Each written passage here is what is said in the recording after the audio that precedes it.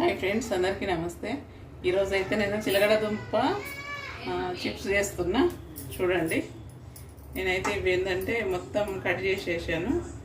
అయితే ఏంటంటే దీనికి తొడిమ ఉంటుంది కదా, కొంచెం వేరులాగా సన్నం, అదైతే తీసేసిన. ఆయిల్ అయితే వేడి చేసిన ఫ్రెండ్స్. వేడి చేసి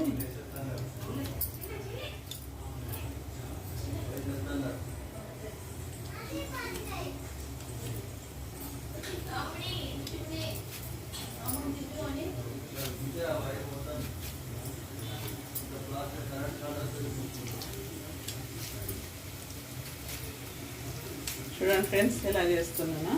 ఇందులో ఉప్పు కారం చల్లుకోవాలి, చాలా టేస్ట్గా ఉంటుంది. ఇప్పుడు చిలగడ దుంప ఎక్కువ వస్తుంది కదా,